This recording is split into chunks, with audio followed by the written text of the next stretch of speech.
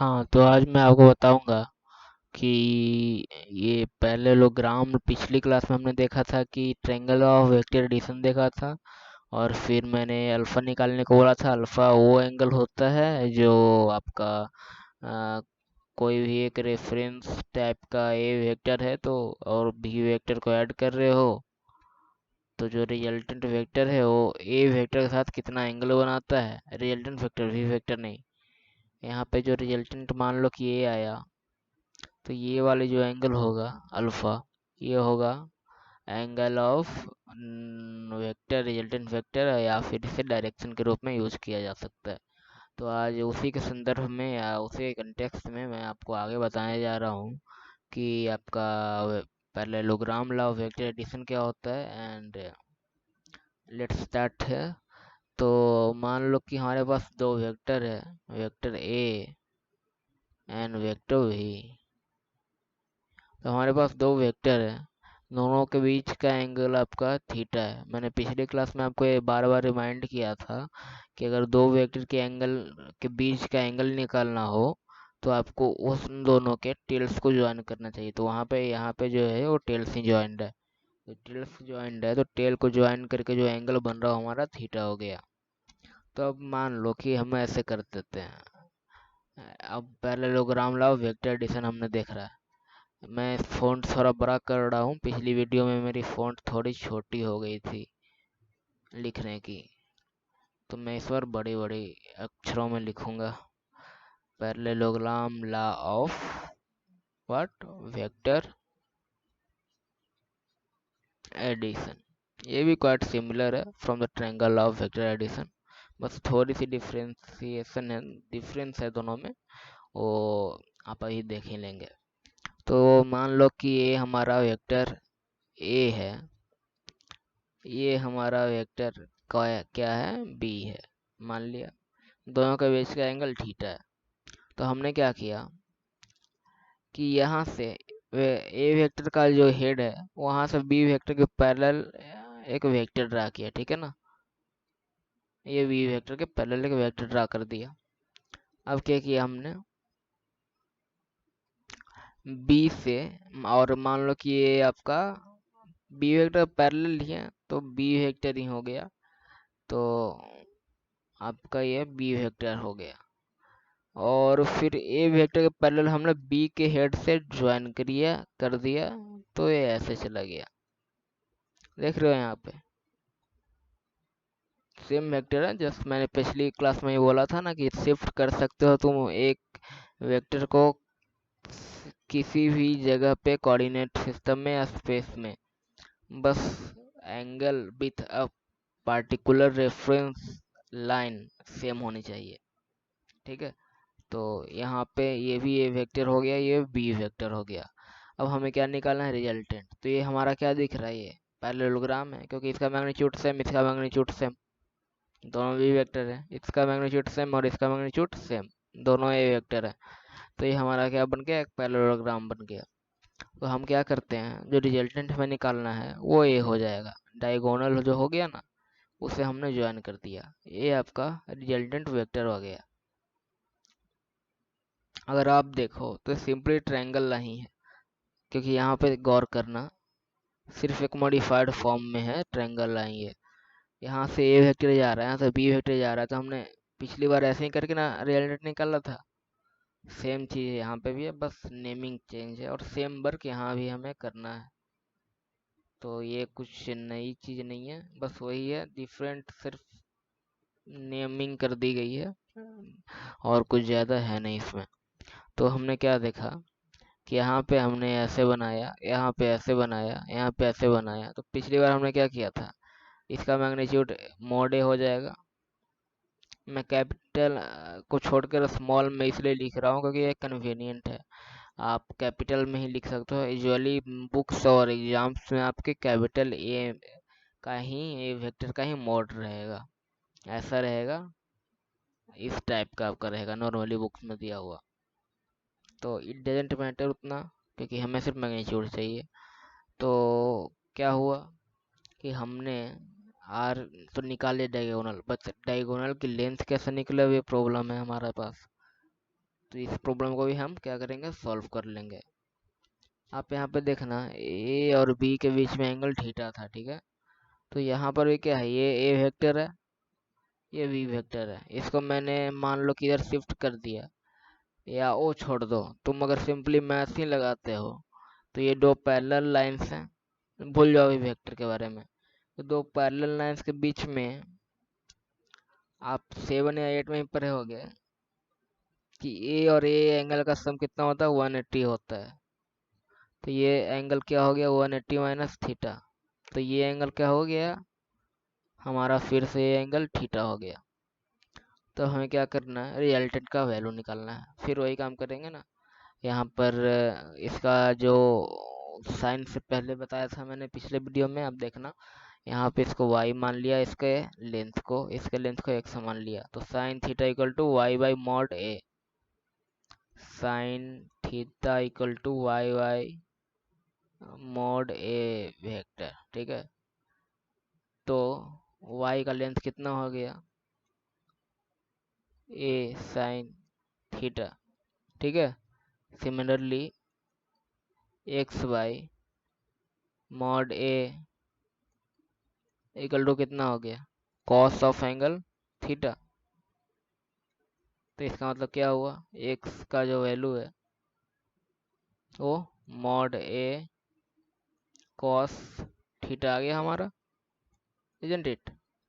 तो यहाँ पे जो हमारा आया, इसके बाद हमने क्या करना है कि ये जो ट्रायंगल देख रहा हूँ मैं नेमिंग कर देता हूँ ताकि ये कन्वीनियंट हो आपको देखने में,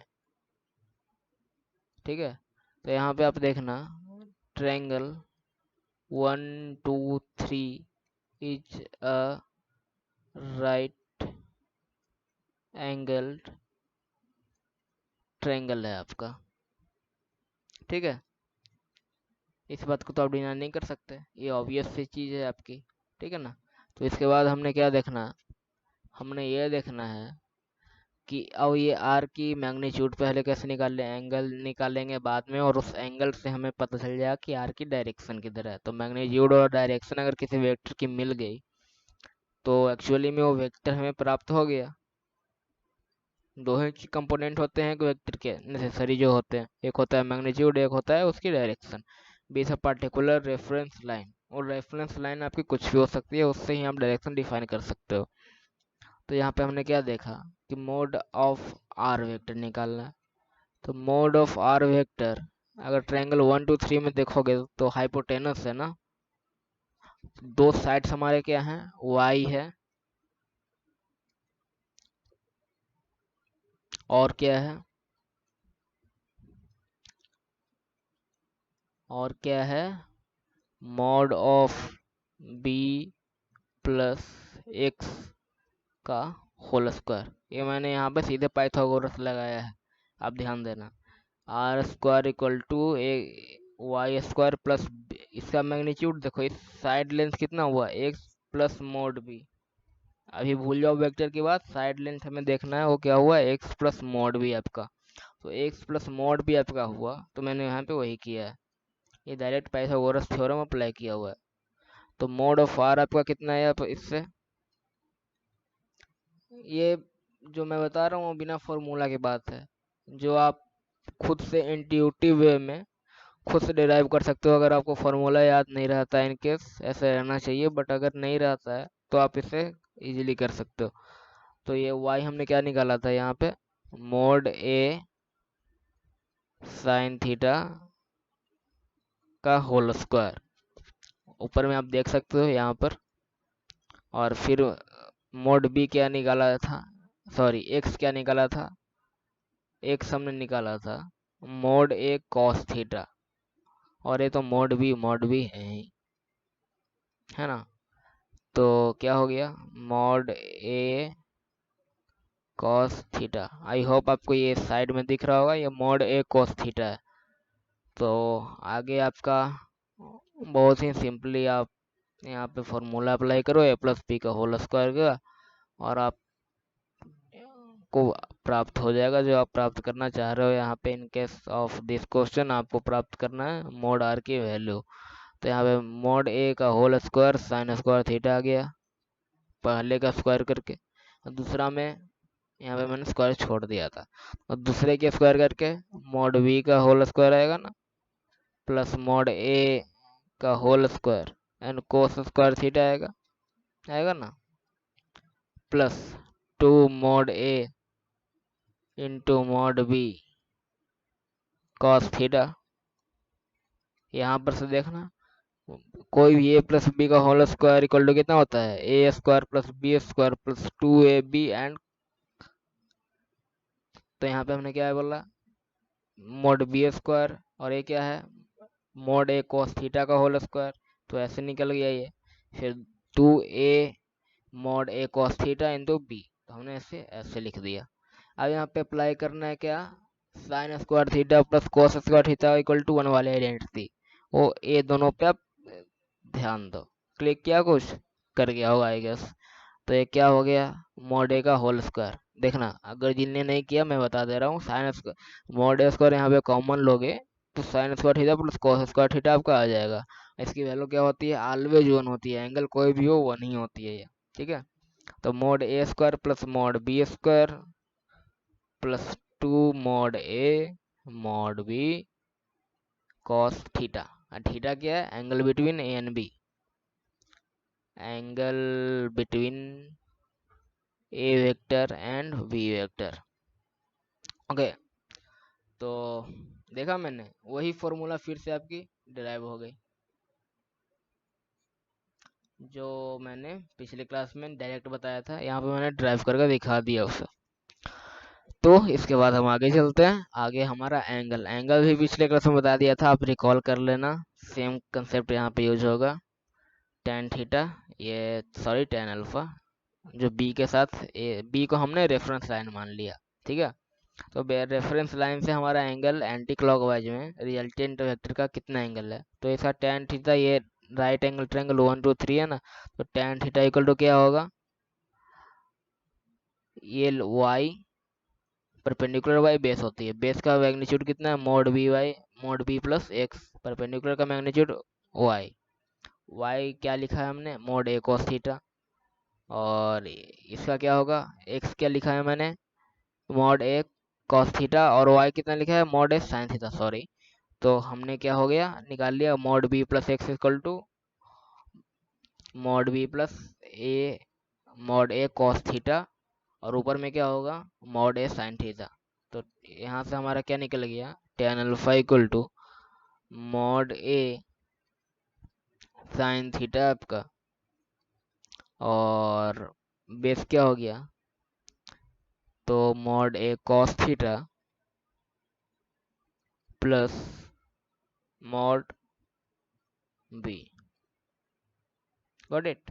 तो ये आपका फार्मूला मैंने पिछली बार दिखाया, सर पहले लोग्राम ला सब दिखाया, दोनों में कोई भी सिग्निफिकेंट डिफरेंस है नहीं, दोनों एग्जैक्टली सेम चीज़ें, थोड़ा सा सिर्फ ये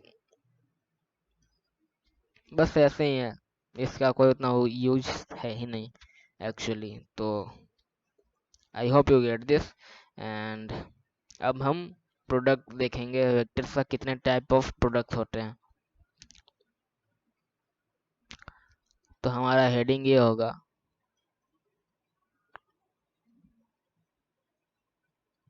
वेक्टर।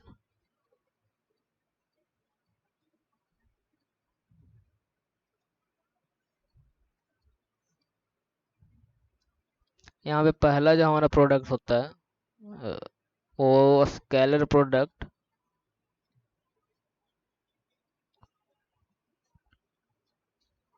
या फिर उसे डॉट प्रोडक्ट भी बोला जाता है। और दूसरा जो हमारा होता है वेक्टर प्रोडक्ट होता है, या फिर उसे हमें क्रॉस प्रोडक्ट भी बोला जाता है।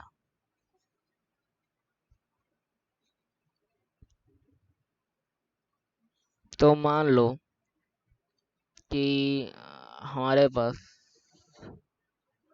वेक्टर ए है एंड वेक्टर बी है, एंगल वो दोनों के बीच में थीटा है, टेल्स ज्वाइंट है, मैं बार बार रिमाइंड कर रहा हूँ, आप ध्यान देना, टेल का बीच का एंगल थीटा होता है, और वही थीटा एंगल बिटवीन वेक्टर होता है। तो हमें यहाँ पे क्या देख रहे हैं कि डॉट प्रोडक्ट का पहले हम डिस्कशन कर रहे हैं यहाँ पे, या फिर जिसे स्केलर प्रोडक्ट हम बोल देते हैं। तो यहाँ पे क्या होता है, डॉट प्रोडक्ट को ऐसे डिफाइन किया गया है, ये एक स्केलर क्वांटिटी होती है।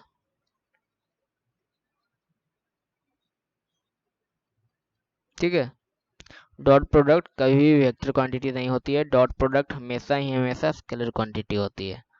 और डॉट प्रोडक्ट्स का डिफिनेशन है, लाइक अगर हमें at dot A vector dot V vector निकालना है, तो इसका डेफिनेशन है mod A multiplied by mod B into cos theta.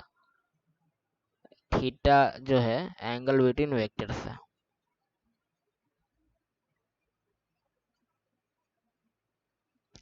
तो या हमने यहाँ पे देखा, तो लाइक आप मान लो कि ए वेक्टर और बी वेक्टर, जिसमें ए वेक्टर की मैग्नीट्यूड 2 है, बी वेक्टर की मैग्नीट्यूड 3 है, और थीटा हमारा है 60 डिग्री। ठीक है, एग्जाम्पल मैं ले रहा हूँ यहाँ पे,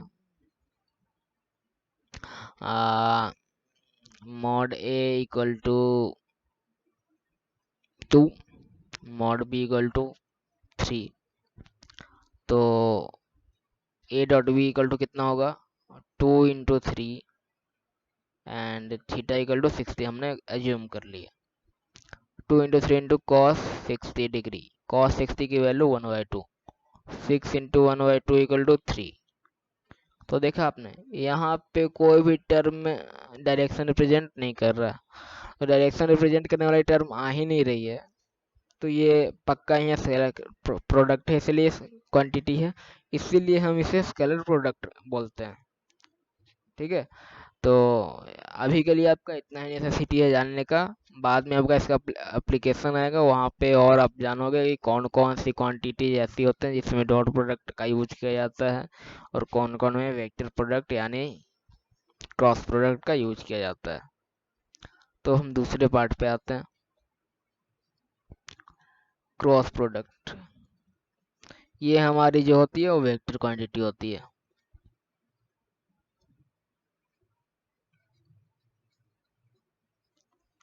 ये हमारी वेक्टर क्वांटिटी होती है। ठीक है, मान लिया मैंने ए वेक्टर है, फिर से ये बी वेक्टर है। ठीक है, और ये दोनों के बीच में angle theta equal to 60 degree है, मॉड ए इक्वल टू 2 है, मॉड बी इक्वल टू कितना है, 3 है। ठीक है, तो यहाँ पे ये थोड़ी सी आपका टफ है as compare to dot product. तो यहाँ पे होता ये है कि अगर हमें ए क्रॉस बी, ठीक है, ये निकालना हो, तो इसकी वैल्यू होगी, पहले मैं इसका मैग्नीट्यूड का वैल्यू बता रहा हूँ। ठीक है, mod of A cross B vector, क्योंकि ये वेक्टर क्वांटिटी तो इसकी मैग्नीट्यूड भी निकालनी पड़ेगी, डायरेक्शन भी निकालनी पड़ेगी। तो मैग्नीट्यूड की वैल्यू मैं बता रहा हूँ पहले, इसकी वैल्यू होती है mod A into mod B into sine of 60 degree, जो कि यहाँ पे थीटा में लिख देता हूँ।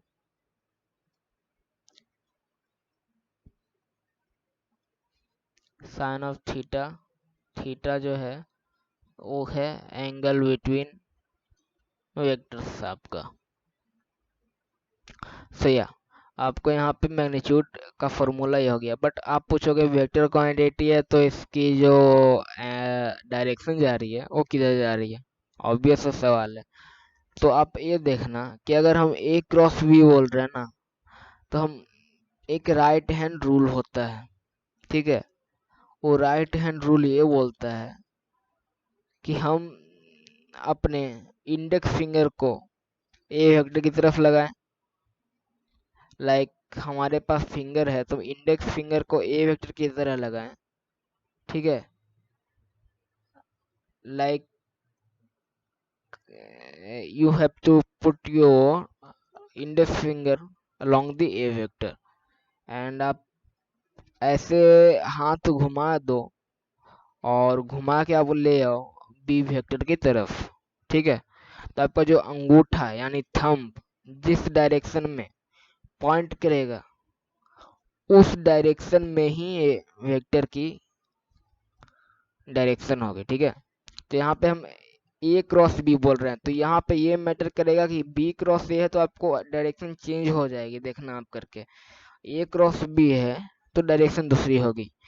इन this case A cross B में आपका direction of vector inside the plane of paper बना हो जाएगा, क्योंकि अगर आप बनाओगे तो आप यहाँ से ऐसे लाओगे अपने हाथ को लाओगे तो अंगूठा किधर जाएगा, दाहिने हाथ को हिलाना है तो अंगूठा अंदर की तरफ जाएगा। और अगर बी से ए की तरफ जा रहे हो तो आप दाहिने हाथ को हिलाओगे। और आप अगर लिटिल फिंगर को आपको रखना होगा बी वेक्टर पे, या हाथ को लाइन करके आपको बी वेक्टर पे रखना होगा, फिर ए की तरफ जाना है, तो जो अंगूठा है वो अप द प्लेन पॉइंट करेगा। मैं यहाँ पे मेरे पास वैसा कुछ इक्विपमेंट है नहीं वेबकैम अच्छा सा कि मैं यहाँ पे डेमोन्स्ट्रेट कर सकूं। आप इसे गूगल कर लेना, ये गूगल यूट्यूब पे बहुत सारे एडुकेटर ने बहुत अच्छे से कवर किया है इसका एग्जाम्पल देके, इसका डेमोन्स्ट्रेशन देके। तो आप उस चीज़ के लिए यूट्यूब को रेफर कर लेना। फिजिक्स वाला सर हैं वो अलख पांडे सर, वो उनका भी चैनल बहुत बढ़िया है। तो वहाँ पे आप ये देख लेना कि वो बहुत अच्छे डेमोन्स्ट्रेट करके बताते हैं, क्योंकि उनके पास इक्विपमेंट है ना, वो वाइट बोर्ड पे बताते हैं। तो वहाँ पे वो दिखा देंगे यार। और भी ये इजीली आपको मिल जाएगी आपका इसका डेमोन्स्ट्रेशन। तो यही में होता है हमारा क्रॉस प्रोडक्ट। मेरे पास रिसोर्स की लिमिटेशन है तो मैं नहीं कर पा रहा हूँ वैसा। तो आपका ये हो गया प्रोडक्ट ऑफ वेक्टर्स। तो ये छोटी सी क्लिप थी आपकी जिससे मैंने 2 टॉपिक कवर किया। आगे भी मैं अब इसके आगे वाले क्लिप में जो नेक्स्ट बनाऊंगा उसमें मैं कवर करूंगा resolution of vector into 2 perpendicular components, ठीक है। आप पहले से एससी वर्मा रेफर करके आना, और ये डॉट और क्रॉस प्रोडक्ट के लिए भी फिर से आप एससी वर्मा देख लेना, उसमें भी एग्जांपल दिया हुआ है ड्राइंग के साथ। तो ये मैं अगला टॉपिक होगा हमारा, और तब तक के लिए आप पढ़ते रहो इसका जो मैंने अभी तक बताया एडिशन ऑफ वेक्टर, इसका प्रॉब्लम प्रैक्टिस करना। और नेक्स्ट वीडियो में मैं resolution of vectors into perpendicular components बताऊंगा। और ऑलमोस्ट हमारा नेक्स्ट वीडियो एंडिंग वीडियो होगा वेक्टर्स का। फिर हमने थोड़ी प्रॉब्लम प्रैक्टिस करनी है वेक्टर्स पे, और फिर हमारा नेक्स्ट चैप्टर आ जाएगा काइनेमेटिक्स। सो आप इसे लाइक कर दें एंड शेयर भी कर देना अपने दोस्तों के साथ, एंड सब्सक्राइब भी कर देना if you are gaining something from this. कोई कंपल्सन है नहीं, जस्ट अगर आपको नॉलेज इससे मिल रहा है इससे, तो as a support you can like and subscribe to this channel, क्योंकि मैं रेगुलरली ही फिक्स पे वीडियो लाते रहूँगा। And if I will have enough resource to buy a webcam of good quality, तो ज़रूर ही मैं आपको डेमोन्स्ट्रेट करके भी थोड़ा दिखा दूंगा, बट अभी मेरे पास थोड़ी लिमिटेशन है उस चीज़ की। तो या अगले मैं बता दिया टॉपिक क्या रहेगा। Thanks for watching and have a nice day.